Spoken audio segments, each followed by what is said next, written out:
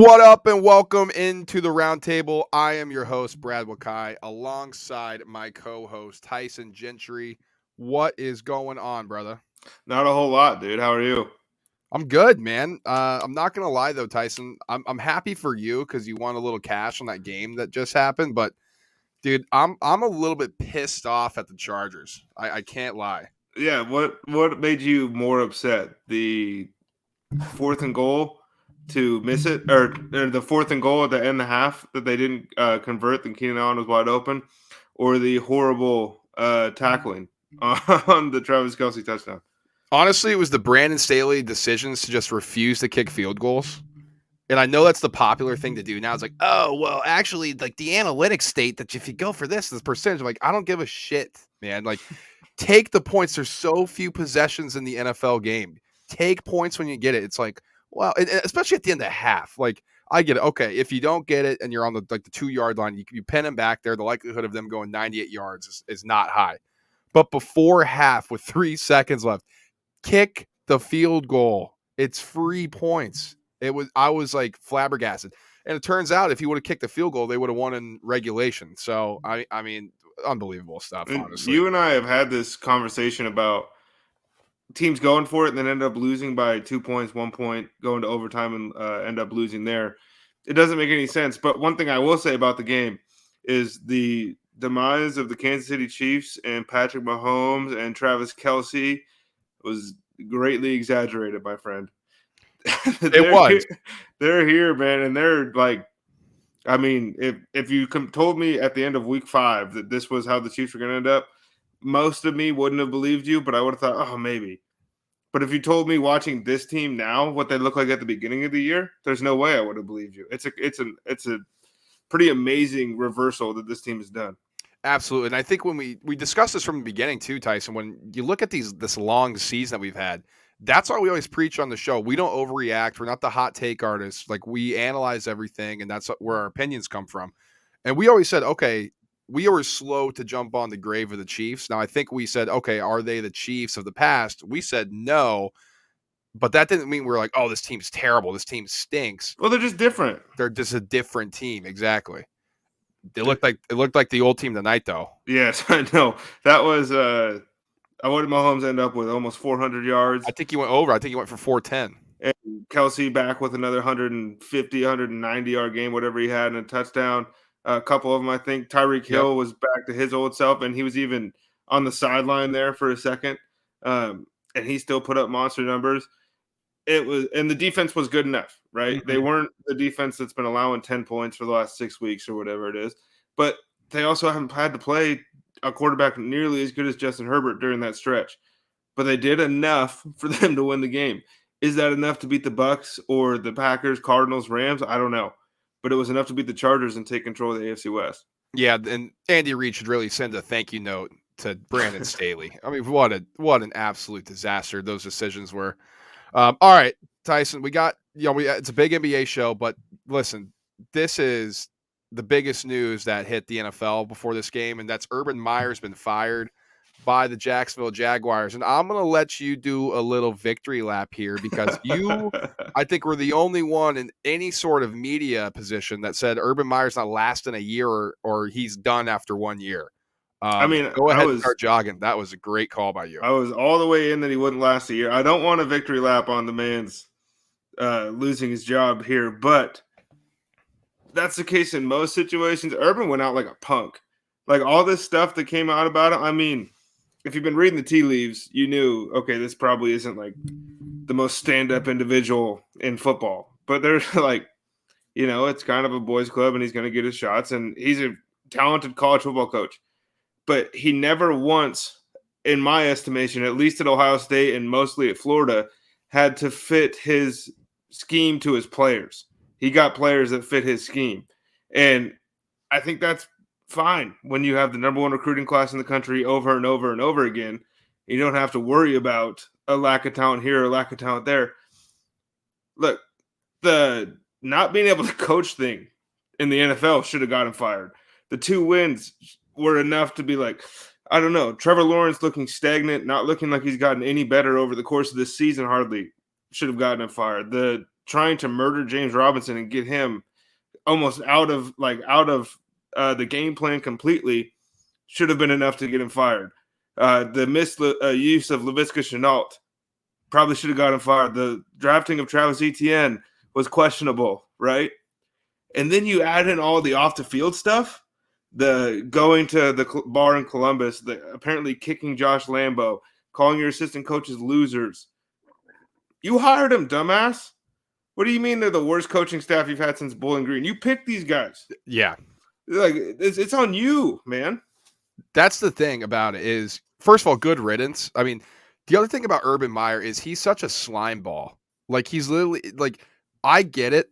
He's a great college coach, and he turned around programs like Bowling Green and Utah and then Florida and turned them into powerhouses. Ohio State turned them into powerhouses. That's great. But when you step into the NFL, like you said, it's about being able to coach and being able to lead.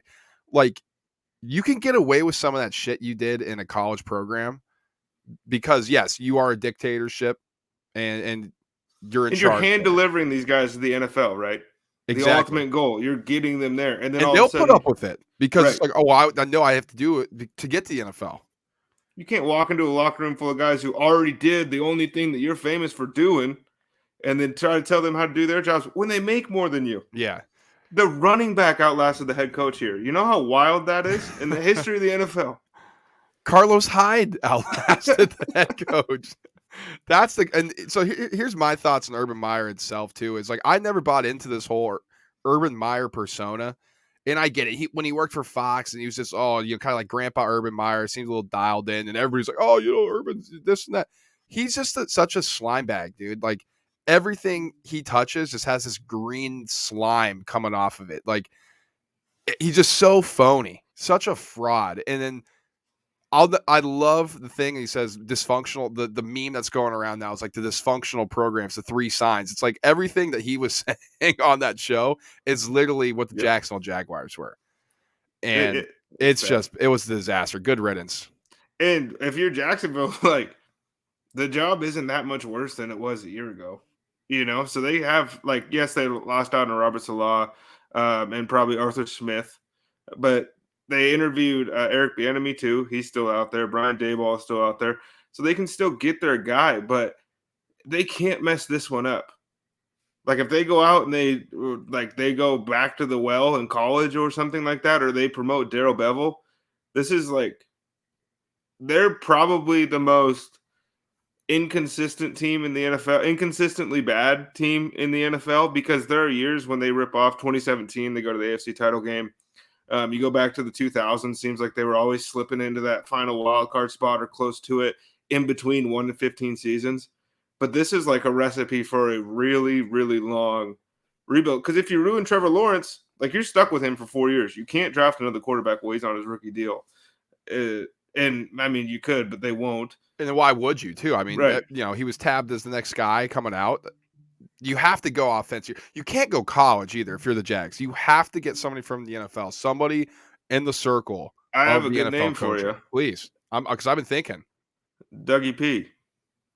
Oh God. I mean, I guess. What about Jim Caldwell? That could be good too. To me, as far as building a culture, right, of a team that was bad when Doug Peterson showed up, took over the Chip Kelly issue, got in there, changed the culture, eventually lost the locker room, but maybe he has that McCarthy-esque year off where he reflected on his morals and all that coach speak stuff that they say, but maybe he did learn something, because at the end of the day, there are very few Super Bowl winning head coaches on the market to just be nabbed, right? And there are very few jobs with Trevor Lawrence behind center. That's fair. No, I'm interested to see which direction they go. I mean, it's a big hire, like you mentioned, for the Jaguars. They have to get this right. They should get Chip Kelly. They should go out to Chip. Well, he just got Dylan Gabriel from UCF, so I think he's pretty comfortable where he's at. Yeah, I mean, don't hire college coaches. It was John Harbaugh was the good one. Chip was good, then went bad. Bill O'Brien was good, then went bad. And everyone else has just been bad. Yep. I mean, except for Cliff Kingsbury, I guess, which is so ass backwards, because all the media hated Cliff Kingsbury, and he's actually good, and they all loved Urban Meyer, and he may have been the worst hire in the history of the NFL. Right. insane. All right, Tyson, that's our check-in on the NFL. But as promised, boys and girls and listeners, we're talking NBA. I mean, not a, in my all honesty, not really a lot going on. It's just early in the season, but we gotta still run through it here because Tyson and I are always watching the NBA stuff and following along. But unfortunately, what we have to start with is the NBA COVID situation right now. A lot of players on this COVID list, a lot of games getting postponed, some getting shut down. The Bulls are in heavy protocol right now, having to postpone games.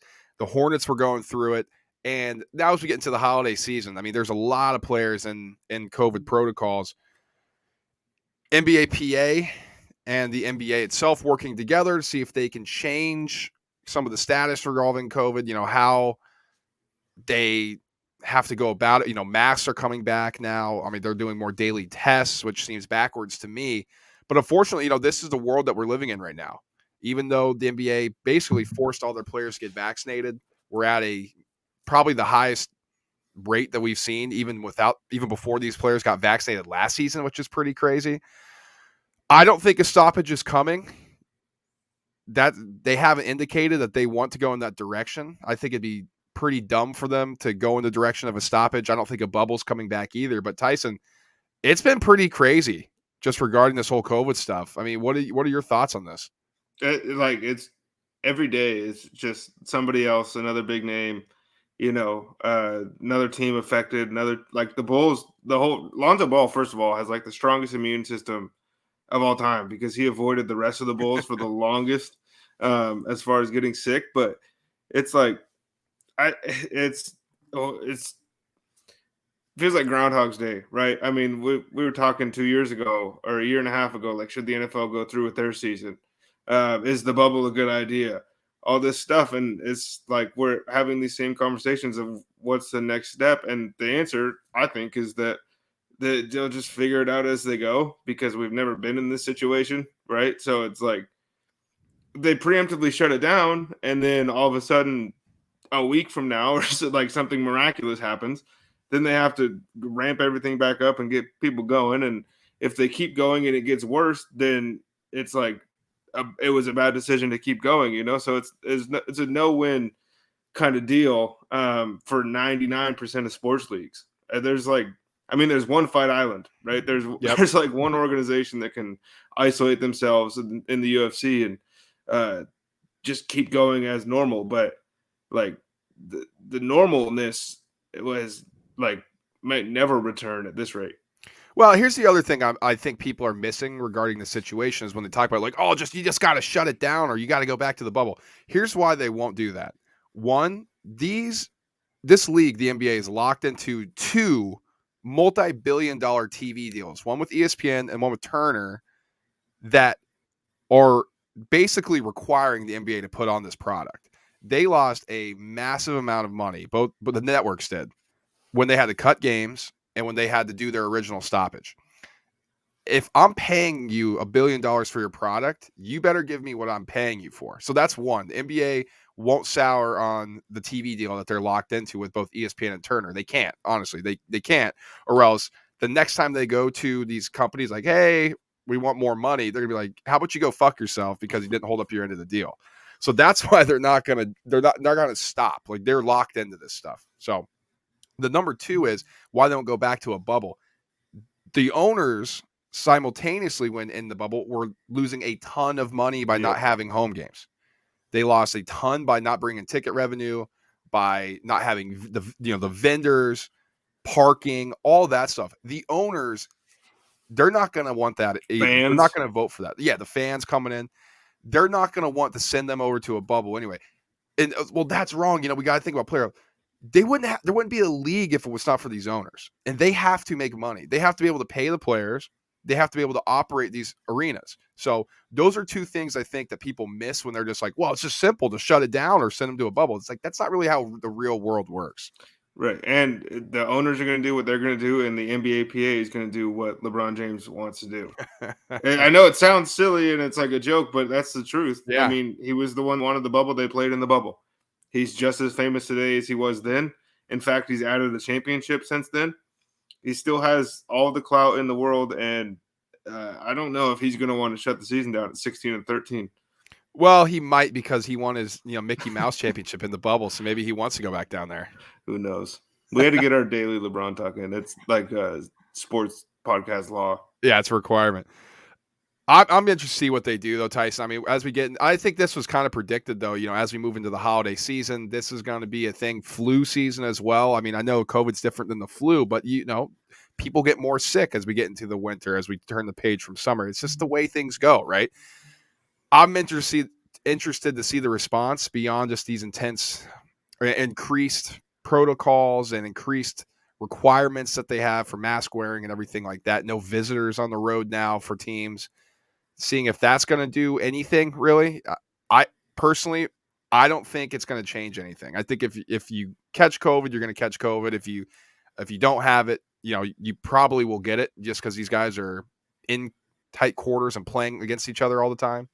So I think these leagues are going to have to learn to live with this, and it's going to have to be something between the PAs, the player associations, and the leagues where they both decide on what going forward it is, and not have these stoppages and not have players having to miss games when they're vaccinated, when they're getting tested, or even if they're vaccinated and test positive. Is that enough to sit them out? Or is it like when you were sick, when they had the flu, I don't feel well enough to play today. Okay, you're out. Remember in the past, people would get sick all the time, be like, he's a little sick, but he's playing. I mean, we infamized Michael Jordan's flu game, for God's sake. I mean, I think that's where we're going to have to get in the league. That's just my personal opinion. I don't know if you thought about that in any further, like in the future. I mean, first of all, people, this is coming from the mouth of somebody in quarantine right now. If there Yeah. is an expert on this situation at this very moment, it is Brad. But I mean, like I said, I don't know. I just I've thought of a million different things, and every time, you think you're getting like, oh, this could work, something else happens. The Omicron variant pops up, or like the numbers just keep climbing. But like, it's either play this game for millions and millions of dollars, or sit out and miss out on the money. And I think, if you told that to like Steph Curry tomorrow, he might be cool with his money. But there's probably the 15th guy on every team, like the guys that haven't quite made. Yes, they've made tons of money by normal people standards, but that's not what they were, ultimately hoping from their career. They're going to want to keep going. So it'll be weird. Yeah. Okay. Tyson, that's enough of the COVID talk. Let's get to the stuff that's been happening on the court. And there's really been 4 teams, basically 5. I mean, but 4 for the sake of this, the top dog argument, who've already won 20 games here. And they've looked really impressive. Nets are sitting at 21-8 in the Eastern Conference. They lead it by 2 games over Milwaukee, or 2.5. Golden State Warriors and Phoenix Suns both 23-5. They've both been impressive on their own there. And then the Utah Jazz 20-7 got off to a little bit of a cold start. Then now their last 10 are 9-1. I mean, they're just kicking the shit out of teams again. I think they have the best point differential in the NBA. Them and the Warriors, I think, are tied about 11.5. So it's been impressive, man. Those teams have been the cream of the crop, the top dogs in the NBA. And then, of course, sitting right there is Milwaukee, 19-11. They've had their own little injury issues as well, but 19-11, they've looked good. And at times, honestly, maybe a more complete team than they were last year, which is scary. Man, we mentioned it off the air. You mentioned it to me, Tyson. You thought it just feels like early the separation is greater than it's been in the past few years of the great teams and the bottom teams. I expand on that for the audience. Well, like, let's take last year, for instance, right? Utah and Phoenix kind of came out of nowhere, and we didn't know if they could do it for real. Utah ultimately going out in the second round. There's still, in my mind, there's still a question on if their style of play works in the playoffs, because we haven't seen it quite work as well as it does in the regular season yet. But Phoenix making the run to the NBA Finals kind of squashed a lot of doubters there. And then the whole time it was like, well, the Lakers, they'll beat Phoenix, right? Like, it was like these established teams. The Mavericks have Luka, like they have a shot. The Clippers with Kawhi and Paul George, it was like, we believe more in them because we've seen it. But everybody on that list right now that you just named, of those really 5 teams, I guess if you include Milwaukee, has either been there, done that, been really close, or has put together really good regular seasons in a row. So it's like, okay, there's no reason for me to believe this team can't continue this positive momentum. And part of the reason I think that this separation is so clear in my mind is Warriors are without Klay Thompson, killing people. The Suns have missed Ayton for 8 games, Booker for 6 games, killing people. The Jazz started cold, like you mentioned. Now they're just beating everybody by 30. The Nets haven't had Kyrie once. James Harden's been in and out. Now he's on the COVID list. Kevin Durant has been on a tear. And then Milwaukee, they're just kind of lurking. It was like they don't have to be the 1 seed. They know that now. Last year, it felt really important. They had home court advantage for a lot of those games. And now it's like, yeah, but do you really want to play Giannis in a game 7? Whereas before it was like, just build the wall, build the Giannis wall. You'll be fine. So to me, it's like those teams have either played hurt and dominated, showed me that they could do it before. So it's not necessarily a 5-horse race, but it kind of feels like it. Right, and it feels that way early too. I mean, when you broke it down great when you look at what these teams have been. I mean, the thing is too, Tyson, they're getting back pieces. Yep. I mean, Middleton's been hurt and out of the lineup. He'll be back, and we know how durable he is. Giannis has been sitting out a few back-to-backs. It's early. I mean, they played 30 games. We have 50 more of these things to go. Right. So Giannis will start ramping it up. The Nets, Harden should get back in shape. Harden should improve. We talked about this. What's wrong with James Harden? Well, Steve Nash told you what they're doing with James Harden is they ease him into the season.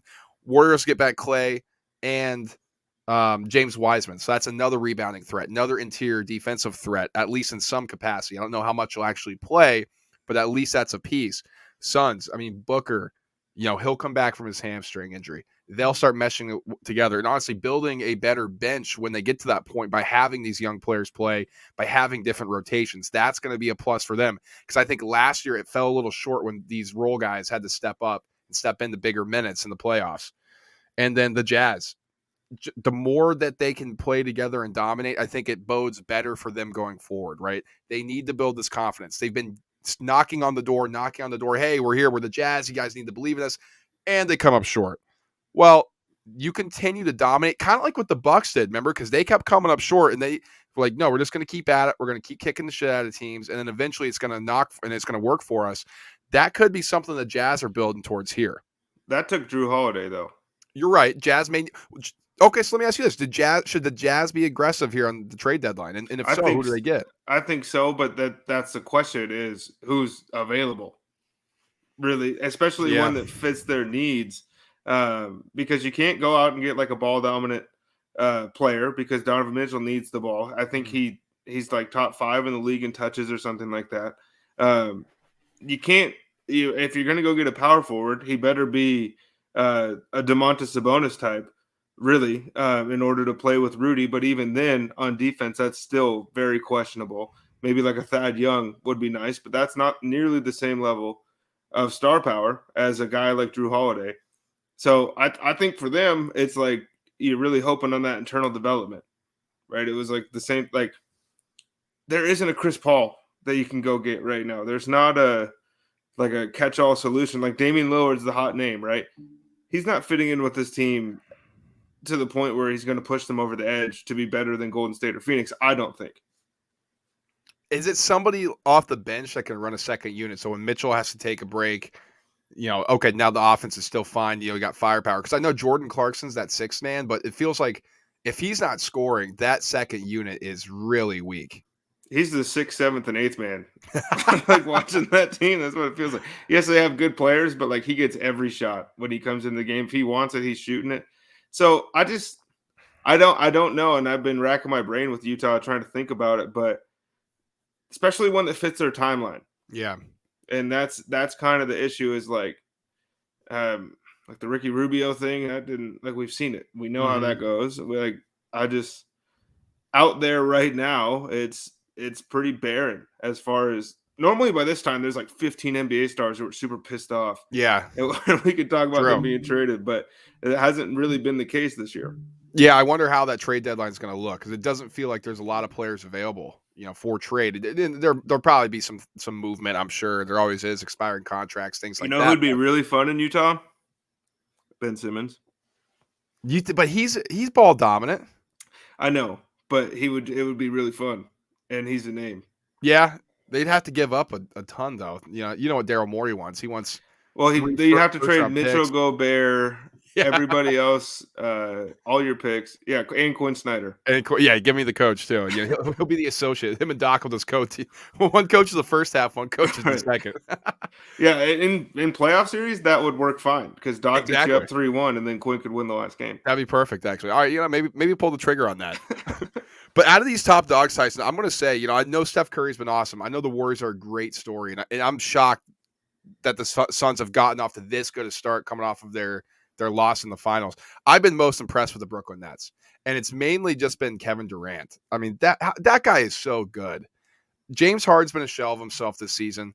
No Kyrie Irving. Joe Harris hasn't made a shot when he's in. Now he's hurt. He's getting ankle surgery. He's basically playing with a ragtag group of veterans and young guys. Bruce Brown, LaMarcus Aldridge is back, Paul Millsap, and they're 21-8. And it started off slow, and we're like, oh God, the Nets. I don't know. And they've just basically put the pedal to the metal, pedal down to the floor, just like, all right, this is what we are. We're a Kevin Durant-led team. Everybody else fill in the role. And Patty Mills has been a great addition, one of the best offseason additions for them. It's been impressive, man. I mean, 7-3 in the last 10. They're on a 4-game win streak, and that's with all the COVID stuff going on. Kevin Durant I think Curry's MVP frontrunner right now. Durant's got to be number 2 with how well he's played so far. I think KD would be my number 1. And can we stop with the okay, so it's like LeBron 1, KD 1A, Giannis 1B. Kevin Durant here. Everybody else that's close to him is here. And then all the guys that we think are close to those guys are here. Kevin Durant is the unquestioned number 1 player in the world right now, I think, at the game of basketball. Stephen Curry is awesome. Giannis is awesome, right? Kawhi's injured. LeBron's 36. It took a long time for him to be like the unquestioned guy. Yeah. Because every time he's had an awesome season, somebody else has also either been at their peak or been doing fairly close things as well. Not really. I mean, nobody does fairly close to Kevin Durant.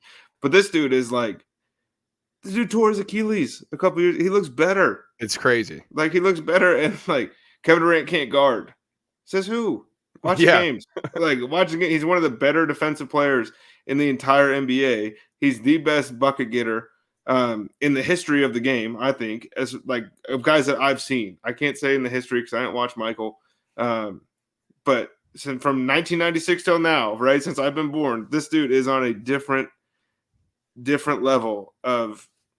It's like if you took the best of Tracy McGrady and Carmelo Anthony and they had a baby, and it was a 7 foot tall basketball player. Like, it just comes out as it's so wild. Man, this dude is unreal.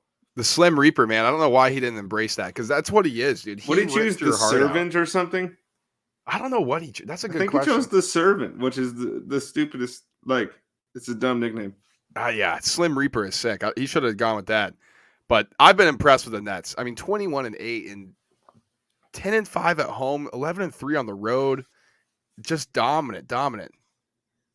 Steve Nash deserves consideration for Coach of the Year too. I know KD's been going off, but like you said, Steve Nash is putting Joe Harris and the ghost of LaMarcus Aldridge and those guys into positions to succeed, which hasn't been the case with almost anybody else. Most of the guys that play on the Nets have played for within the last 3 or 4 years.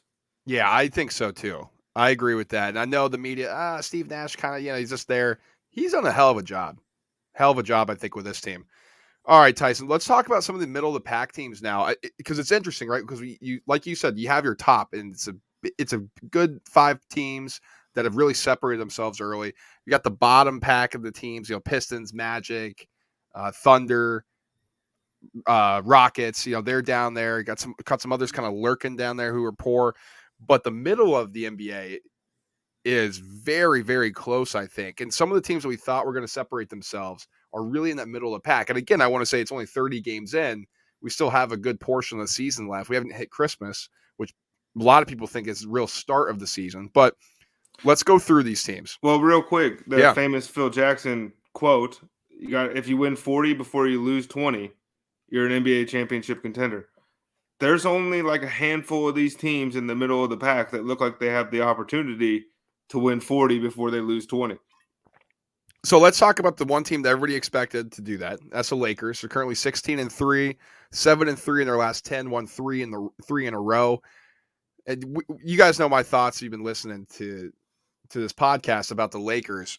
I don't see it with them at all, like at all. Now they're healthy. You know, before the COVID stuff. I mean, Anthony Davis is back, LeBron James is back, Russell Westbrook's back, and they're still struggling against bad teams.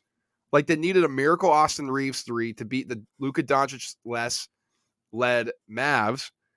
It just seems like it's so difficult for the Lakers to piece together a game so far, but I don't see that improving at all. I just don't think this team meshes well together. I don't see the shooting that I think is required around LeBron James. I just don't think this is a well-constructed Lakers team. And middle of the pack, I think they're honestly going to stay there for the rest of the season. Everything feels too hard in Los Angeles right now for the Lakers. It's like when things are going well, they're up by 12, right? And when things are going bad, they're getting blown out by the Oklahoma City Thunder or whoever. It's like we talk about it on our NFL podcast. When you just make things look hard, even when you win, there's a sense of doubt that creeps in.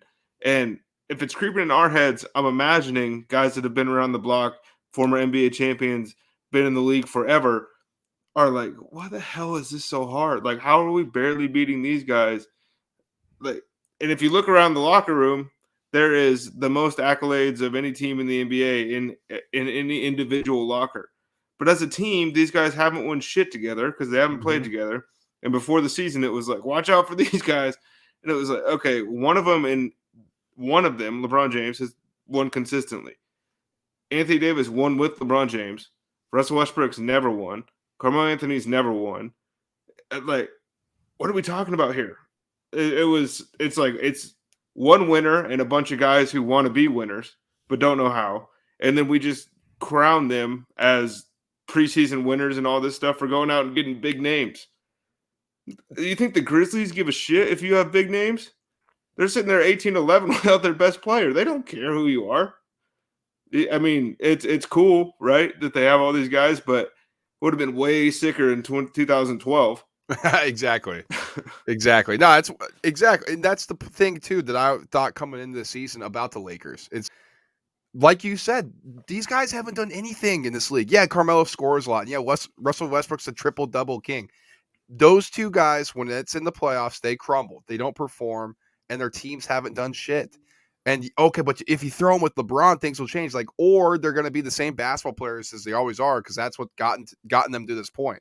And they haven't been ready to take that secondary role and that tertiary role to be a role player. They still think they're the man. And Carmelo maybe a little bit less, because he's had to bounce around. He had that. I've actually been impressed with him for the most part, and he was great on the Blazers. So yeah, maybe I'm being a little harsh on Melo, but Russell Westbrook, dude, I mean, quit taking threes.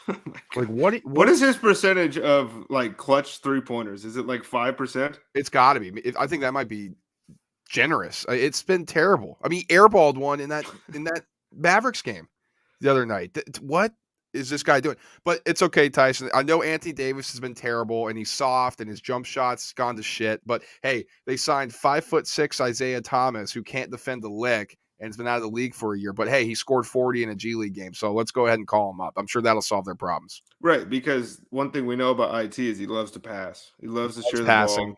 Him and Melo it's pure ball movement on the court. Loves doing the dirty work. You're right. Great defender. So that should solve all their problems. They got younger with him too. They actually did, though, is the thing. The median it's bad, age. Though, honestly, in LA, like Austin Reeves is an undrafted rookie that is closing games for your preseason, what you thought was going to be a championship contending roster. And you have an undrafted rookie closing games. Crazy. I mean, they got a lot of credit for getting Anthony Davis, but like if they didn't win that ring, this whole thing has been kind of a disaster. I'm curious your thoughts on the Nuggets. I mean, 14-14, 5-5, the epitome of mediocre in the last 10. I get Jokic is awesome. His numbers are better this year than they were in his MVP winning season last year. I do not see it with the Nuggets this year. And listen, Jamal Murray's out, Michael Porter Jr.'s out. That's a big hit. But you mentioned it with the Lakers. It's just so difficult for this Nuggets team to do anything. They can't defend like they used to. Their offense, it looks hard every single time down the floor if Jokic isn't making back cuts, passes to back cutters for easy layups, or he goes down and just splashes something. I don't know what's going on there, but I'm not bullish on the Nuggets. Let me just say that right now. No, and I mean, this was our preseason discussion on them. Was we thought Michael Porter Jr. was going to take off and turn into a bona fide number 2, and then when Murray came back, it was going to be like, wow, this is like a pretty cool big 3 they have here. Well, he's out, and he's not playing again this year, and he might be in danger of, a very limited career following this, based on some of the things that have been coming out about his nerve injuries and things of that nature. So that's scary. And first of all, I really hope he gets better because I love to watch him. But as far as the Nuggets go, you can't be playing Bones Highland.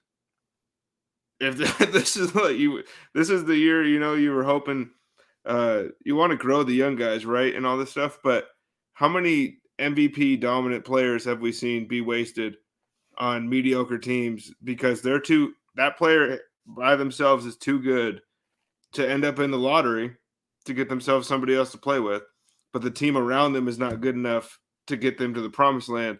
And it was like a couple years ago, we were like, wow, the Nuggets, in the Western Conference Finals already, ahead of schedule, this could be pretty sweet.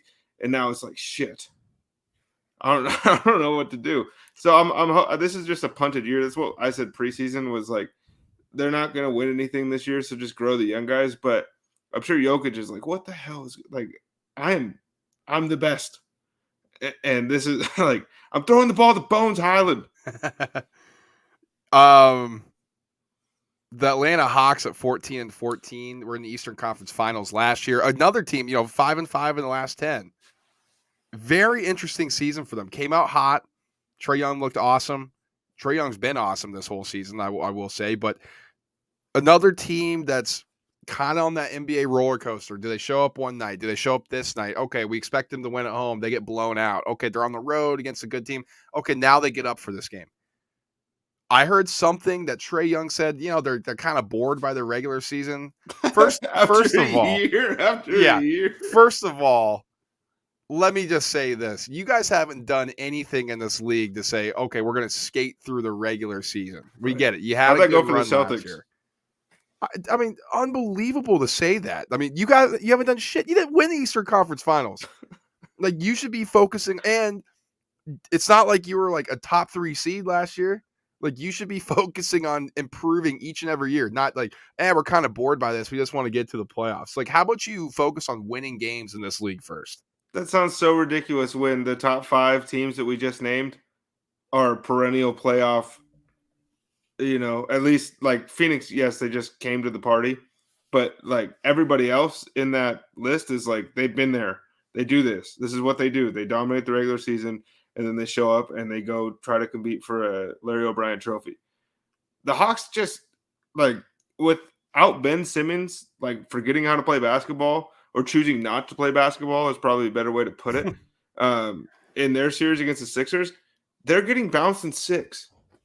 Right. And then maybe before that, if you really think about it. And then Trae Young goes crazy in a game against Milwaukee. Without those performances, like, this is a first round, second round basketball team. And like, what they get Cam Reddish. Back in the day, we all thought Cam Reddish was a bucket getter out of Duke. This guy's going to score. Turns out he's more of a defender, right, than an actual true scorer. Kevin Huerter, billed as the next Klay Thompson, in the Klay Thompson mold. He's going to be a really good shooter and a really good defender. It's just not quite there with him yet. John Collins is awesome, and he's all over highlights. There's severe deficiencies in his game as well. And Trae Young, their best player, he can score with anybody in the NBA, but he can't guard anybody in the NBA. So what do you mean you're coasting through the regular season? Pay attention. There are teams like, I mean, I don't know who I would pick tomorrow in a playoff series against the Hawks and the Raptors. If Oh, I they take met the up, Hawks. The if they Raptors play can't. each other, they're only a game off each other.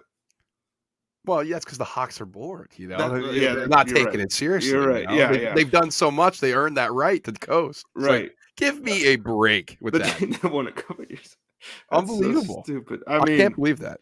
Yeah. I mean, you look through the East, and it's like, can you guys beat the Heat? Can you beat the Hornets?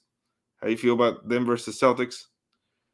And we're not even talking about the Nets and the Bucks. Exactly. That's the point. The Heat I want to talk about here, 17-12. They've been hit with COVID, so Low key though, like very low key. they're flying under the radar at 17 and 12. So you're high on, or you're at least bullish on the fact that you think the Heat are going to be true contenders in the East by the end of this? Well, I think they're among the most well coached teams in the East with Eric Always Spoelstra. are. I Always are. think they have one of the better players in the East in Jimmy Butler. They have one of the better floor generals in the East in Kyle Lowry. And they have some of the better young players in the East in like Duncan Robinson, Tyler Hero, Bam Adebayo. So yeah, I mean, I think they can compete. Them making the finals a couple years ago was so out of left field. I did not expect that to happen, but they were having fun, and I said it at the time. They looked closer to a college basketball team than an NBA team with the back cuts and kind of the way they were playing the game. Completely different style of basketball right now for the most part, the way they're playing, but that's the Kyle Lowry factor. I think him being able to slow the game down in the fourth quarter and kind of quarterback a half-court offense will be really big for them. I think they're the third best team in the East, but I don't necessarily think they're close to the top two. Okay, so you have them better than the Sixers. You have them better than the Cavs. You have them better than the Bulls. That's fair, I guess. I mean, the Sixers, we need to get a good read on them. I mean, 15 and It's so hard. 15. I mean, some nights that I'm like, this team, like Joel could carry this team all the way to the Eastern Conference Finals, maybe to the NBA Finals. And other nights I'm like, these guys suck. It's so weird. It's in another team. They got hit with COVID before it Hard, was yeah. cool. Before it was the thing to do in the Before it was NBA. mainstream, yeah. Before it was mainstream. I mean, guys were out. Embiid was out for like 8 games. Tobias Harris was out. Thibault, and then it wasn't just like, okay, these guys are all out at one time. Now they're back. It was like in and out of the lineup every day. I think we're going to see the best of the Sixers probably after Christmas. When these guys are going to be back together and they're going to be playing and meshing together. If I'm curious to see if they're able to move Ben Simmons. What type of package that gets thrown on their table? Tyson, you're shaking your head. No, you don't think so. They got to do something with that, man. I mean, is it possible they can get Bradley Beal? Because if they get Bradley Beal, the team is a legit contender. If he never wanted to leave Washington when they were really bad, and now they're sitting there at 500, tied with the accomplished Atlanta Hawks in the standings, I don't know if now is the time he's going to want to go. The only one that made sense from the offseason to now is Dame. And even then, it's like, if I'm the Blazers, I'm not doing a 1-for-1 swap for Ben Simmons. And if No, I'm Daryl Morey, I'm not doing a 1-for-1 swap for Damian Lillard. So I think it's just an impasse that we're going to sit through for. You better hope it gets resolved before the trade deadline, because we're not going to have a whole lot to talk about in the offseason at the beginning. And so it's just going to pick back, and it's going to reach new levels. There are going to be stories about Ben Simmons kicking Urban Meyer while he kicks Josh Lambo or something that come out that are just going to be wild. I know. I'm not looking forward to that saga. So like the Sixers and the city of Philadelphia needed more drama. Just add Ben Simmons. He's like the gasoline on the fire. It's so bad, so bad. Trade him straight up for Jalen Hurts. Who says no? Jalen Hurts would be better on that Sixers team too. I guarantee. At least he'd play. Yeah. At least he'd try. At least he'd take a layup. Right.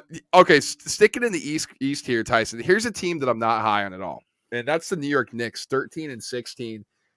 Such high expectations for this team that I didn't buy into coming into the regular season. Julius Randle, all-star. Like, listen, guys, I've watched Julius Randle, and if you've been paying attention to NBA, you've watched Julius Randle. What part of any of his time in the NBA has made you say, this guy could be the best player on a really good team in the NBA that competes for an Eastern Conference or a conference championship? No point in time was Julius Randle ever good enough to be that. And for the Knicks to think like, we really need to build around Julius Randle because, he had a really good year and a half. It's like, who's making these decisions? I get they're not as incompetent as they once were over there in the Knicks front office. Tom Thibodeau hasn't done anything in this league. Anything. Like, yeah, okay, he has. He Like lost to the Heat year. a couple times. He lost to the Heat a couple times with Derrick Rose and all that, and I get it. He's been on that reputation ever since. He was a disaster in Minnesota. He had one good year here in New York, and everybody's ready to crown him like the greatest thing in the world. I get he won the Coach of the Year. This is what he does. He changes cultures, and then that culture sours because he can't relate to the players, or because he he's just almost not killed a good Luol coach. Deng. Well, the other thing too, it's like I get it. You need the practice, and I think actually there's a lack of practice in the NBA that hurts. But it's like, dude, sometimes it's okay to have shoot arounds. Like that's fine, especially after a back-to-back. Like you don't need to be practicing hard. It's just I don't know. The Knicks and the bing bong. Listen, bing bong. You're looking more at ping pong at this point in the lottery. Like, hey, Joe Byron. Yeah. Like you're looking at ping pong here with the lottery pick. Is Julius Randle above or below the Ben Simmons line? And the Ben Simmons line, for those who haven't listened to our past NBA podcast, he's better than an all-star, but he's not quite a star. He's below the Ben Simmons line. Okay. Ben Simmons is better than Julius Randle. Is he above or below peak Al Horford? Peak Al Horford, he's below. Yeah, probably. But it's close though. I know, but that's like if Al Horford played for the Knicks and talked a bunch, then people would be like, "Holy shit, this guy's unreal." Right. But Julius Randle doesn't. It's like, oh, he got fouled at the end of the Nets game, and then he said that he's too strong and the officials don't call fouls, so that's why he didn't get shoot free throws, or else the Knicks would have won. Shut the fuck up. Shut up. Absurd. That 27 is fine, but 27 on 27 shots doesn't mean a thing. I'm so over the Knicks, man, and I was over them before the season started. It was like lightning in a bottle last year. Derrick Rose came back, reunited with Thibodeau. Everybody bought in. It was awesome, and they got first rounded, and that was the ceiling. And then they were like, "Okay, let's do it." But maybe they're bored by the regular season. Maybe. Who knows? I mean, Thibodeau, he's so accomplished that maybe they can just waltz right in to the playoffs. That's true. That's what it is. I mean, them and Tom Thibodeau and the Hawks have the exact same level of accomplishments over the last couple of years. It's crazy. Dude. Look, we don't mean to be like if you didn't win a title, you suck. But it's right. Like when you were given this talent, right, in Chicago, and you turn up. Look, nobody's talking about like that Atlanta Hawks team that ran off 60 wins all the time. Like, right. We don't remember them in the same light we remember Tom Thibodeau.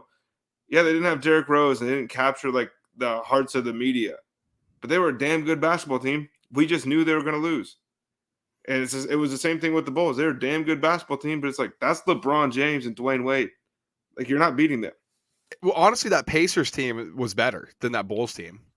Pretty close. Like, although peak Joakim Noah is maybe the most underrated player I've seen. So yeah, he was damn good. Roy Hibbert is not. I don't want to get into this. Here's another team, Tyson, mediocre. You had a good question that you wanted to ask on this podcast for our listeners to hear too. Boston's sitting at 14-14. Jason Tatum's awesome. Jaylen Brown's awesome. But we've been saying that for 4 years. And what have we been saying? The Celtics could be really good this season. Why aren't the Celtics better this season? Talk about Groundhog Day. My God, dude. The Celtics have to be getting sick of this. New coach, same team. New coach, same team. It's the same team. And it was awesome watching Danny Ainge win every trade because he got more value back. Robert Williams is like the only one that hit on all those like late first, early second round picks they got. Peyton Pritchard, not the answer. Grant Williams, not the answer. It's like it's cool that Sam Presti's doing the same thing. You win all your trades, and then eventually you have to actually pick somebody. And then when you pick them and they're not good enough, then you end up retiring to be with your family, right? Because Yep. if all these guys hit, I'm not trying to call them out, but if all these guys hit, Brad Stevens is the coach, Danny Ainge is the general manager, and they're like, look at what we did. We did it.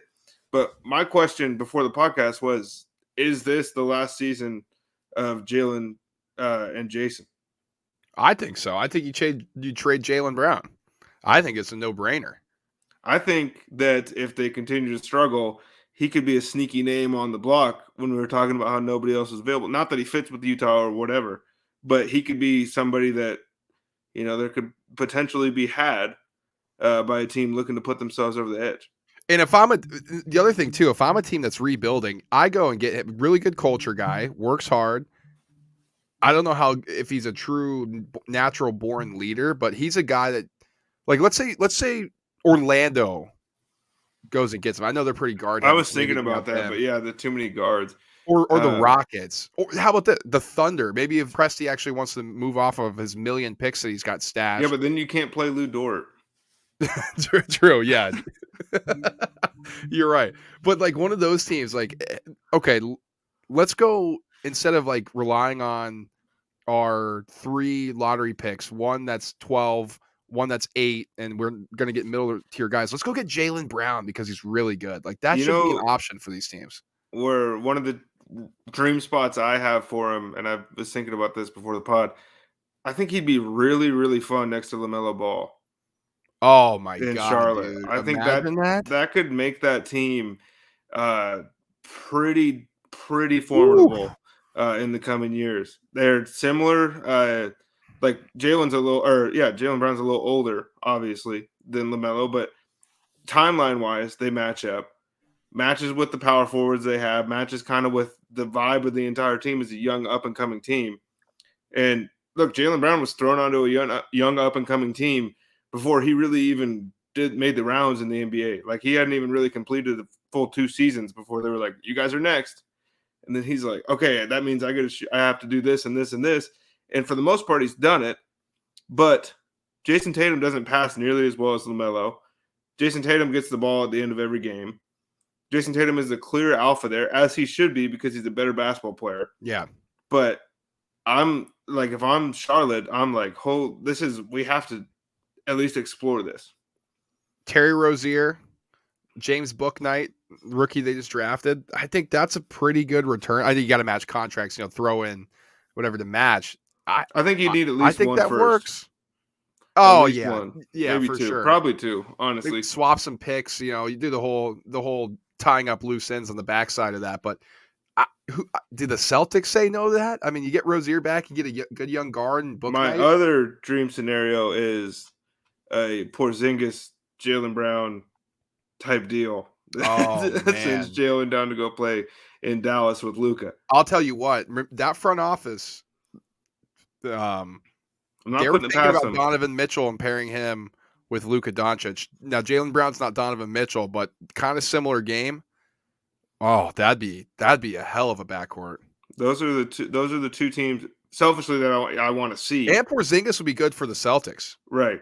And that's kind of what I was, when I was trying to match guys going back, I think that Dallas would obviously have to give up more than just Kristaps to get that done. But that's like the one guy, because Domantas Sabonis to me doesn't make much sense. And if I'm Indiana, I don't even know if really I want to go after Jaylen Brown because I'm going to have to throw picks probably or my best player. And then you're just stuck in the same position as you are right now. Right. So those two to me are like, this guy could put us over the edge and make us contenders, especially in conferences where the top dogs are getting older. And if I'm Charlotte, I'm like, okay, the Brooklyn Big Three is only going to last this long. Like, how long can a 7-foot freak in Giannis dominate everybody? Right. And LaMelo's only getting better. Mm-hmm. We finally have some goodwill with our fans. Yep. So we can do something. And it's like, to me, Charlotte and Dallas in that order would be who I want to see him play for. I think he'd make Dallas better. I like that a lot. That's fantastic stuff. Tyson, any other teams that we haven't talked about that you'd like to throw in the middle of the pack or at least discuss here? Well, I mean, I don't believe in Cleveland. They're dominating people. Oh, we got to talk Cleveland. We got to give them some respect. You're right. That's my fault, Cleveland. That's I my mean, bad. they're playing really well. It's just like eventually, I feel like this has to come back to earth somewhat, like settle in 8-2 over the around. last 10. And Whew. what are they 14-0 against the spread in their last 14? Yep. Like this is a team that is still being slept on if you're into the gambling aspect of the NBA. This is a team where it's like they're beating bad teams by more than people expect, and they're either beating good teams or losing to them by less. So, but again, it's like, man, Isaac Okoro can't keep doing it. But Evan Mobley is the best rookie in the NBA, right? This is like Tim Duncan light in the impact that he's He's been had, great. not just on the court, but almost in the way his teammates are playing. Like this, same guys last year, way more confidence this year. And it's because Evan Mobley instills that, I think, in every team he's ever been on. Right? He showed up at USC, and out of nowhere, it was like, oh, shit, watch out. Yep. So to me, it's like this dude is he's the most slept on rookie by a mile. And he's also running away with the Rookie of the Year award. Scotty Barnes is a little bit on his heels, but to me, it's like this dude is just really good at basketball. He's great. I listen. I'm buying into the Cavs, man. And it's one reason. It's they play defense, like legit defense and modern defense too. It's not Yep. like, okay, they're going out there and they're throwing crazy stuff at, and these teams are missing coming off back to backs. Like, no, they protect the rim, and they do it in like Jarrett Allen is a bona fide rim protector. Evan Mobley is long. Darius Garland, long arms on defense. Like Isaac Okoro, great on the wing. And they're missing Sexton. They're missing Sexton. They're defending in like the modern NBA fashion where you have to have length and athleticism and protect the rim.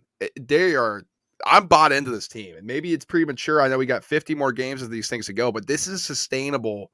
This is sustainable because they show up every night and they play hard, and they Right. do enough on off. Like Darius Garland, this guy should be front runner for most improved player. Absolute sniper from three. I mean, here's the other thing too. This is the player that everybody said was coming out of Vandy. So like, no. I'm telling you, Darius Garland's like should be a top 3 pick, and everyone's like, a little small, coming out of Vandy. How good is he? Everybody from Team USA basketball loved this guy. He was next in AAU circuit for a long time. Really smart kid, really good basketball IQ. Oh, he's just happening to play his best basketball in the NBA right now. Like he is flourishing and he looks good. Like one of those guys seems like he's a late bloomer. Oh, here he comes and he's announcing himself. I'm into this Cavs team. Yeah, and I don't blame you. This was a team that we would have picked to be closer to the Magic and Pistons than to like the Heat and the Bucks.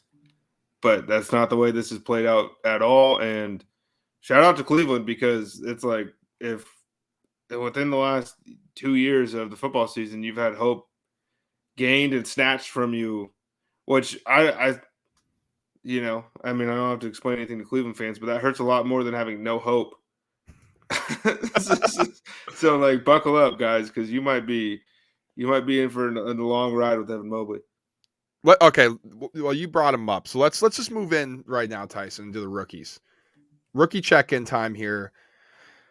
Do we want to go in the order? You could just bounce around. I mean, I guess we can start here with Evan Mobley now that we're talking about him. I mean, you said you heap praise on him. Oh man, this dude is like, what is he averaging? 14 and 8.5 right now as a rookie, making an incredible impact on defense, and he makes the game look so easy. People, when you play Evan Mobley, unless you're like in that upper tier of big men, you play the game at his pace, which is ultra impressive for a rookie big man in the NBA. We saw James Wiseman come in and look lost immediately, and that was like the guy for a while in his high school class, in his college draft class. It was like, of course, like Evan,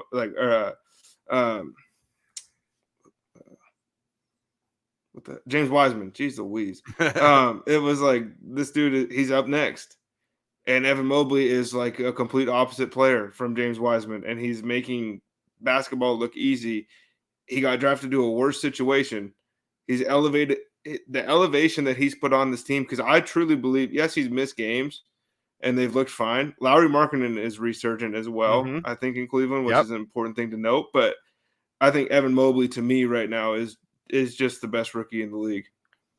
Yeah, he looks fantastic, man. I mean, he's long, he's athletic, he looks the part, right? I mean, and the Blocking other 2 thing, shots a game. that's what I was gonna say. He's just, and he does the thing too. Like, if somebody as highly touted as him, like, okay, here's Evan Mobley, here's a top 3 pick, or yeah, number 3 overall.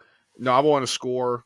I want to get mine. I want to do the oops and stuff. Like, nah, he's defending, he's rebounding, and he's doing what it takes for his team to That's what win. gives me That's the impressive. Tim Duncan vibes about his game. Not saying that he'll even have a remotely similar career because Duncan had what Top end behind career. behind Russell and Michael Jordan and Yeah. maybe Kobe. He's like the most accomplished dude in Kareem, right?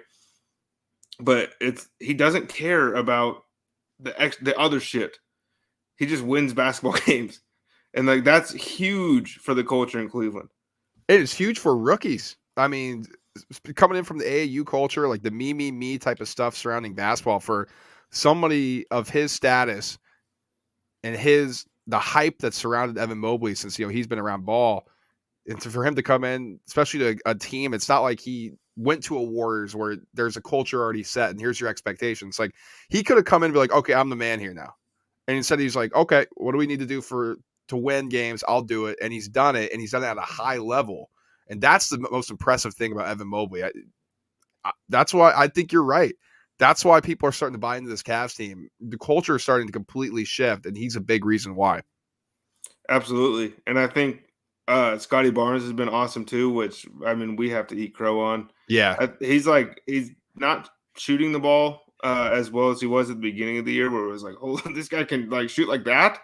It's like, well, that's completely wrong. So he kind of came back, regressed to the mean a little bit as far as his college shooting goes. But this dude is he's just like his comparison in the NBA would be Draymond Green, but he scores way better than Draymond. He just doesn't defend as well.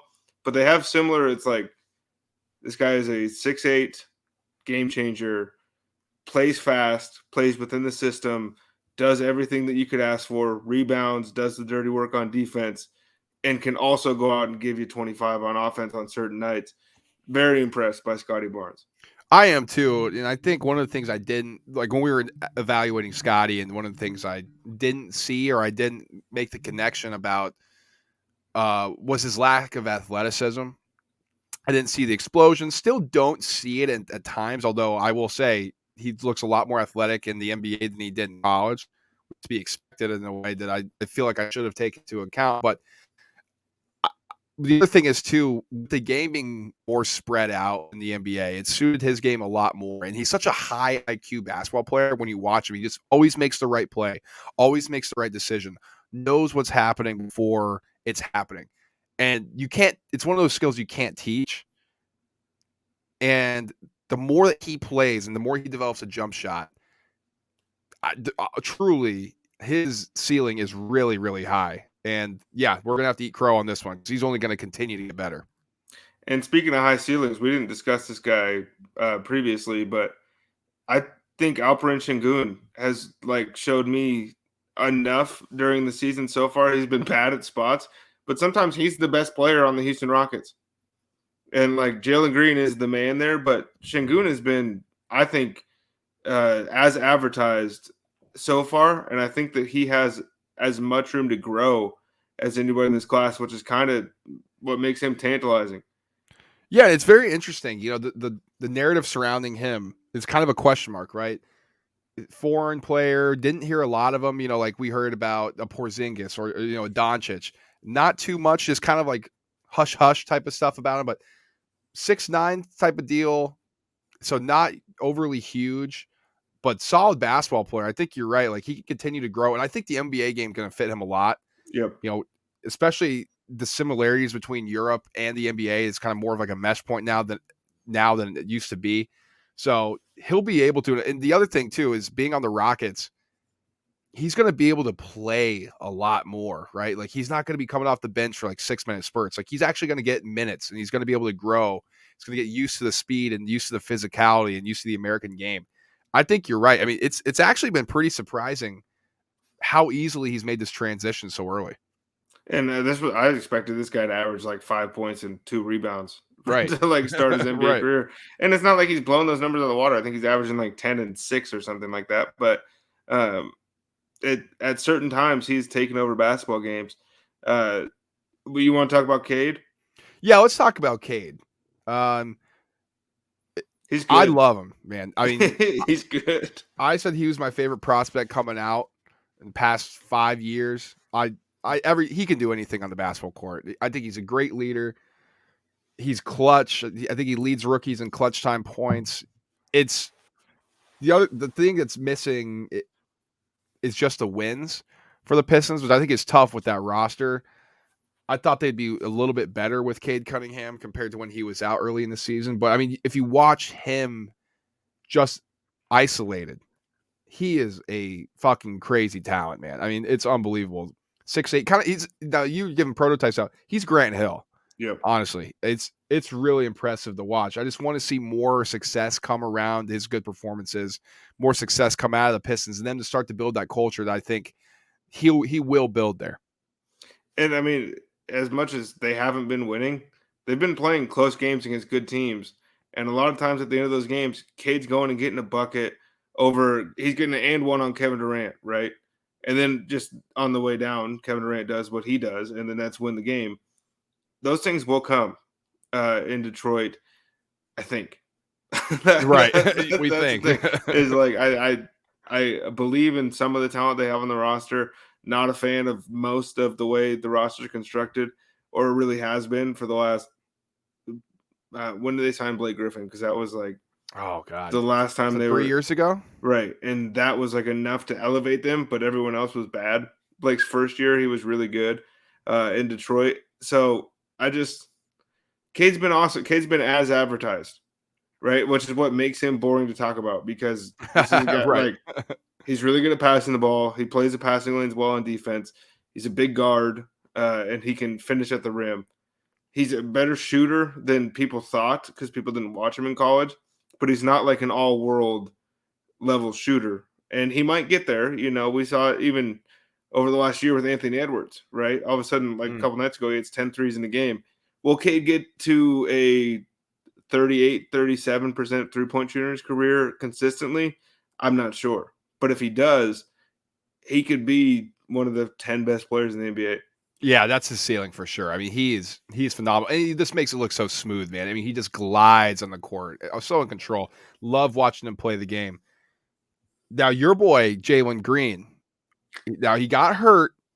I didn't watch a lot of Jalen Green in the G League, and I not to make this into a bigger conversation because we could go 30 minutes on this, but I think that's one of the drawbacks of going to the G League. You don't get a lot of eyes on you. Unlike, I watched basically damn near all of Cade Cunningham's games at Oklahoma State because I am a huge fan. It's just not as much exposure to the mainstream. So I didn't see a lot of Jalen Green. You actually are the one who really put me onto him. Like, nah, dude, this guy's good. When I watch Jalen Green, it's the athleticism that jumps out to me. I mean, the dude has pogo sticks for legs. Like, it is crazy the level of athleticism. I'm surprised at his level of shooting. It's a lot better than I thought. He's a chucker though. He's a chucker. He's a high volume guy. He shoots it 40 times a game. So when you look at his stats and you look at his field goal percentage and his 3-point percentage, it's like, oh man, but he's pulling from like 40 feet with 22 seconds left on the shot clock and he's fading away. Like he doesn't, it's like what and I mean this in the nicest way, but he doesn't understand how to play at a high level yet.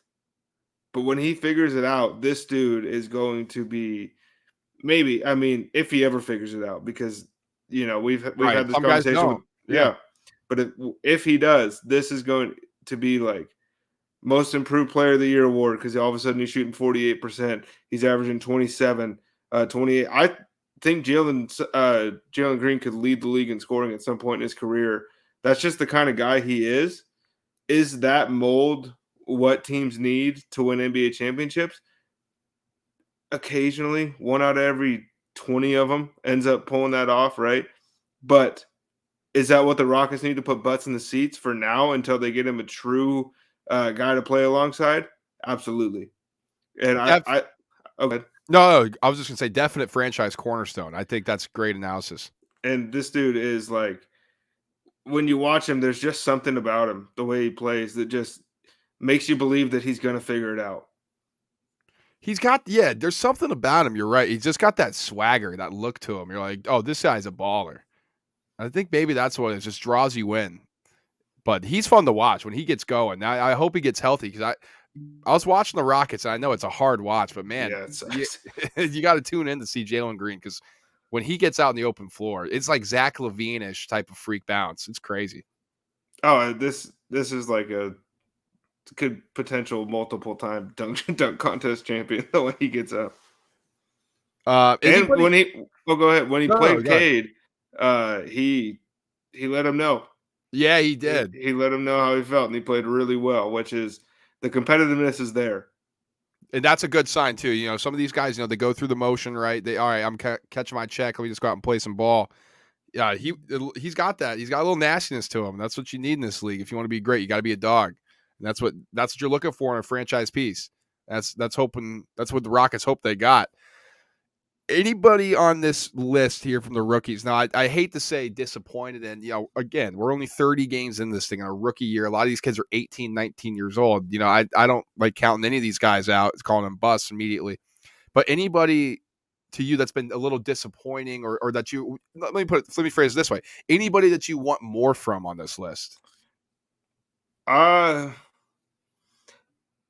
I want more from the Philadelphia 76ers regarding Charles Bassey as a Okay. legitimate backup to Joel Embiid. He's too slow for the NBA game, but I think 9 minutes a game is not enough um, for him because he takes a minute to feel the game out, and I selfishly that's part of the like I just want to watch him. But shoot, uh, Cam Thomas from Brooklyn, like people love this kid. Like he's a great scorer and stuff, but he's playing a lot because he's forced to play. I don't see him being like a uh Terrence Mann last Yep. year from Los Angeles that like made a real difference in the playoffs.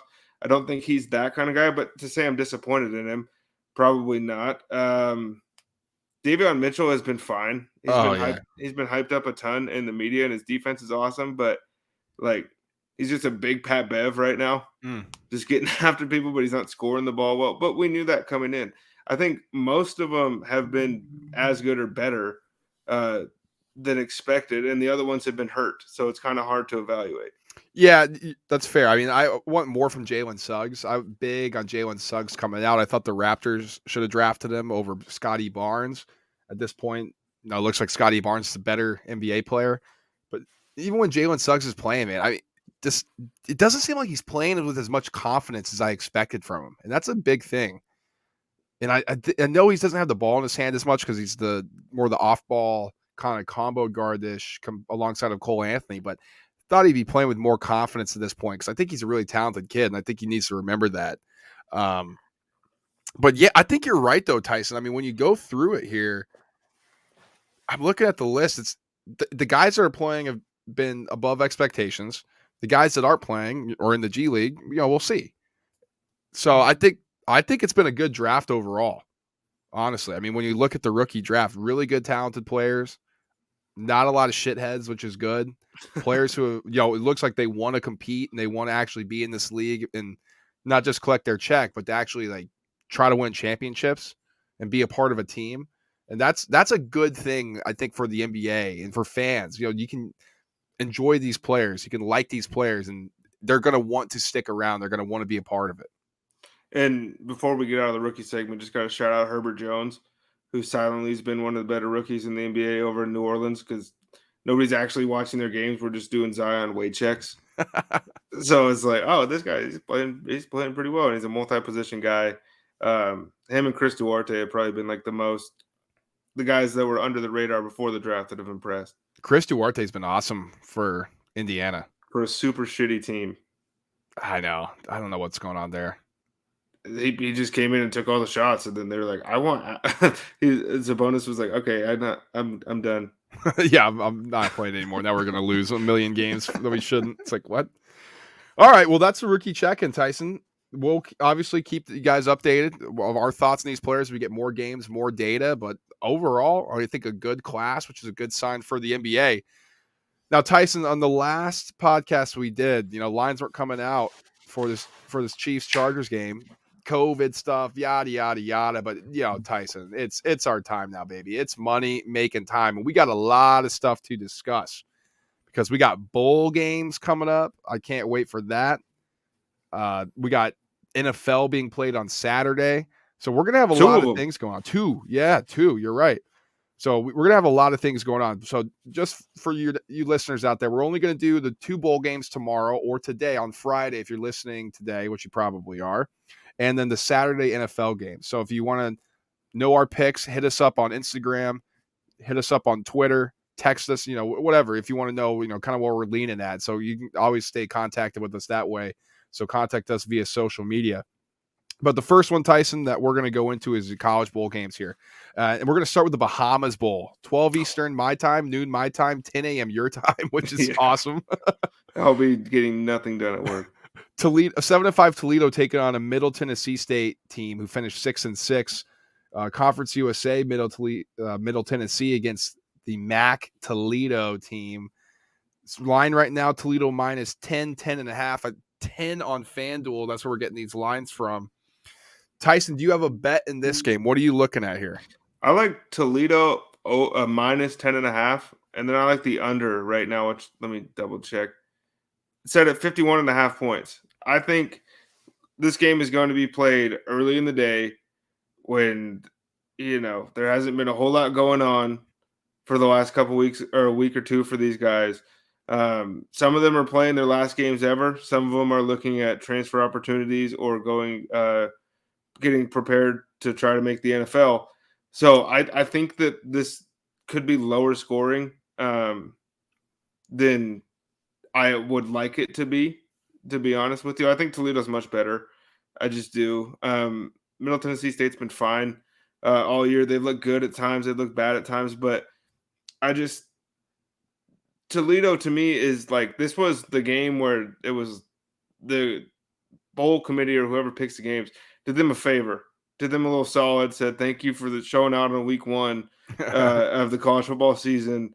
Here, go out on a win, go dominate somebody.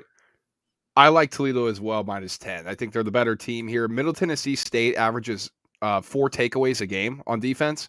If Toledo can hold on to the ball and not cough it up against this team, they have better talent.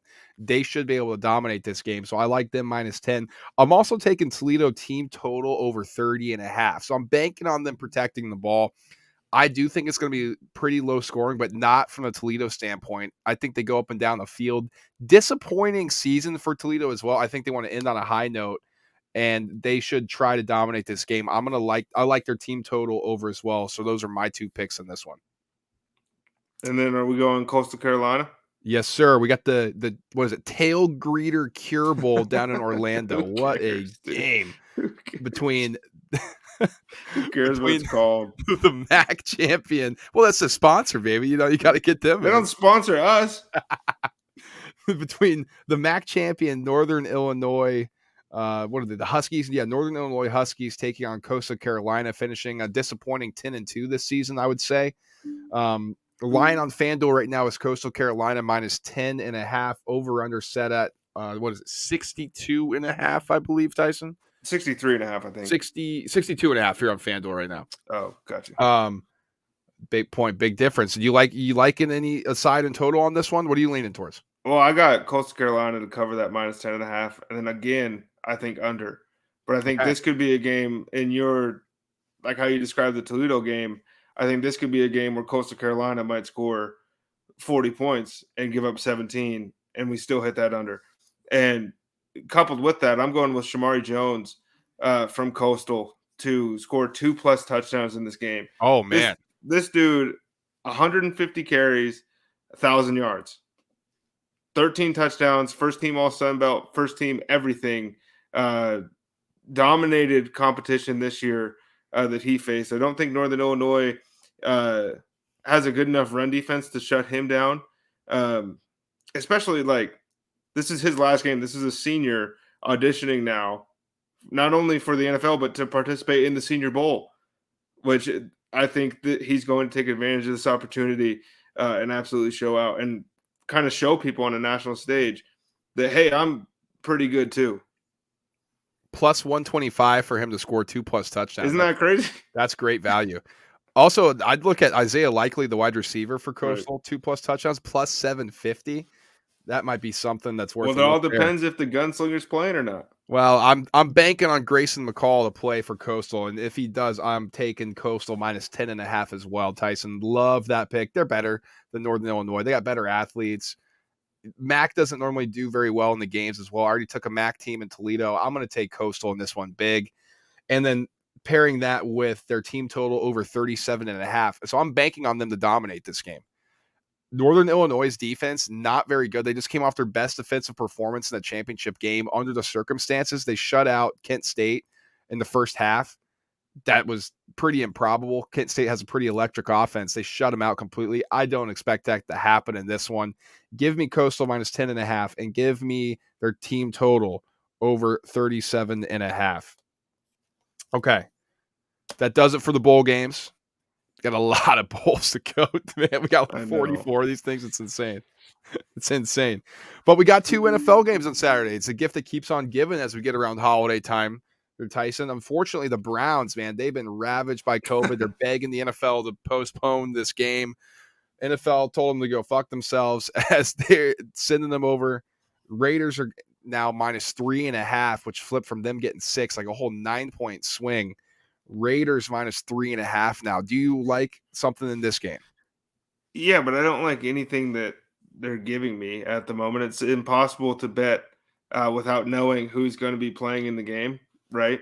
Yep. But there is a line on FanDuel, the Raiders plus 5.5 and the under of 42.5 points. Look, week 4 Raiders, I would have been like, oh, they could score 42 by themselves. The Raiders right now might win this game 17-13 and not look impressive at all, but the Browns aren't going to look impressive either. So that's kind of Darren Waller's not playing, right, for Oakland again, which is a huge bummer for their offense. Brian Edwards has been pretty much a disappointment based on his analytics and stuff coming into the league. And then with Henry Ruggs going out, it's like this guy finally has an opportunity to take over. Look, Hunter Renfrow is awesome, but Hunter Renfrow doesn't score touchdowns the way that a guy like Darren Waller does. He doesn't strike fear into the hearts of defensive coordinators the way a guy like Darren Waller does. So maybe if I could get Renfrow odds, I might take him again, but I can't even get those. It's tough. It's tough. Daniel Carlson over kicking points. I don't care what it is. It worked last time. It's probably going to hit again. Yeah, that's a good thought there. Here's my thought on it. I like Raiders minus 3. So if they have to kick a game-winning field goal, I'll push. But I'll buy that down from the 3.5 down to 3. I like the Raiders in this one. Now I'm also taking Raiders team total over 20.5. I think that's way too low. And here's my handicap on that. Nick Mullins is going to start for the Browns. He's not very good. That's going to give the Raiders more time with the ball. Like they're going to have more possessions. Right? Fuck up, probably. But 3 touchdowns? Like, come on. They got to be able to score 3. Josh Jacobs. They got to be. That's that number is wrong. It has to be. These teams suck. Like they both suck. I don't know. Yeah, they both do suck. We'll see. But I like that. Raiders minus 3. I'll take that. And the Raiders team total over 20.5. Take that. Now, Tyson, main event on Saturday. This is going to be an awesome game. I mean, not just from a betting perspective, but I mean, big implications in the NFL. Big implications in the AFC. Patriots taking on the Colts right now on FanDuel. Colts minus 2.5. This is a big game. I'm excited for this one. Who do you got gambling wise in this? I have the Indianapolis Colts, and I'm gonna put my money where my mouth is because I said it earlier this week. I think the Colts are the scariest team right now in the AFC to be looking at to have to go play, and not to mention the New England Patriots, for all the love we gave their defense earlier this week, the run defense is not that good. The run defense is below average. Jonathan Taylor is the best running back healthy in the NFL right now. He's been killing people. Jonathan Taylor to score a touchdown and the Colts to win is one of the bets I'm going to place. And then Indianapolis Colts minus 1.5. I got to pull it back up. I forgot. Indianapolis Colts minus 1.5. And I'm going the triple crown on the unders. Wow. I'm going all unders all weekend, under 46.5. I think this is a physical football game that Mac Jones just isn't quite good enough to win. And I think that it could be close, but I don't know if it's going to feel close the whole time. Wow, Tyson just hates fun football. Look at this guy. He's ready for This is you know what fun he's for ready me. for? You know what you're ready for here? Bad weather, tackling, seeing the breath of people, running the ball down their throat. That's what you're ready for. I'm still ready for the dome games, shootouts. I want the overs. Give me it to it. We had plenty of overs already this season. We had We plenty of did. unders too, actually. We had probably more unders. Fair. I like Colts minus 2.5 on the side here. Everybody and their mom's going to be on the Patriots. I mean, you're giving me Patriots plus 2.5 in this win streak. Now I'll take the Colts at home in the dome. I just think the Colts are honestly better. Like, I do too. I think How weird does that feel? Well, we've kind of gotten shaded on the Patriots here because of this win streak. But at the end of the day, they're still with a rookie QB, and they're still have the majority of a roster from last year that was underperforming. The Colts Damian are Harris is good, questionable, right? Yeah. So that's another aspect of the game. Jacoby Myers is fine. Kendrick Bourne is fine. Nelson Aguilar is fine. But, like, if they have to go score a touchdown in the final 2 minutes, I don't think they can. I don't think they, at least not on the Colts. They might be able to do it to other teams. I think Indianapolis defense got a lot better over the course of the year. And like I said, I think this is going to be one of those old school Steelers Patriots type of games where it was like 4 possessions in the first half. It feels that way. There's going to be a lot of running the ball in this one. And the other thing is, too, remember the Titans against the Colts. Back when they had Derrick Henry, too, this is a really good run-stopping defense. Yep. Fast linebackers, rangy linebackers, but also DeForest Buckner on the inside. Really good at stopping the run. So that's something And there. it's like, hey, Mac, you didn't get to throw it last week. Go ahead and try to win this game because we're not going to be able to run all over these guys. I think that's the thing here. And that's why I'm taking Kendrick Bourne over 41.5 receiving yards as well for a prop. Think he should get involved. He's a go-to target of Mac Jones at the receiver position. So I like that one. I think they're going to have to throw it because they'll be trailing. So I like that one a lot. Then also T.Y. Hilton over 25.5 receiving yards for the Colts. I'm basically banking on this one T.Y. bomb, honestly. How the mighty have fallen. Right? Imagine setting that line like 5 years ago. 4.5. That's like, yeah, he did that first catch of the game for most of his career. It's crazy. So I'm gonna take a shot on that little vintage TY against the Patriots. Love sticking it to him. Always has some big plays there. I think in the dome he should be able to at least get like a 30-yard catch, and we'll hit this comfortably. And I can't find odds on it, but I have a suspicion of a Carson Wentz interception at some point in the game. I think you're right there. That'd be a good bet too. All right, well that's money making time, baby. Tyson, we missed it for the Thursday night game, but we are back in full force, getting people rich right before the holidays. You're welcome. You're welcome. You are welcome. And we're not paying for your family's gifts if we're wrong, by the way. Like, don't put all your gift money on it, but if you lose it, that's gamble responsibly. That's not on us. Yeah, not on us. We're just giving you winners. That's it. That's all we're doing here. Yeah, don't take Brad's soccer bets from the last. Well, I got one tomorrow. Bayern Munich. I love that play. Team total over 2.5. Let's go. But that's going to do it for us on this one. Like and subscribe as always to us. If you're listening on Apple Podcasts, Spotify, watching us on YouTube, subscribe to the channel. Comment. People have commented. I apologize. Sending us questions. We will get to you next podcast. So send us in more questions. Interact with us. That's our bad for not holding up our end of the deal there. We appreciate you guys reaching out to us. Follow us on social media. The Roundtable on Instagram at @_ the Roundtable Pod _. Follow me on Twitter at bwakai, BWAKAI. Follow Tyson on Instagram at Tyson Gentry. Well, Tyson, we got it. Holidays are coming. I think we got one or two more that we can do before I'm heading off, and that'll be 2021 for us here on the Roundtable. Out of quarantine, straight into the sun, man. That's what we do here. That's what we do. Well, thank you guys for listening as always, and until next time, guys. Peace.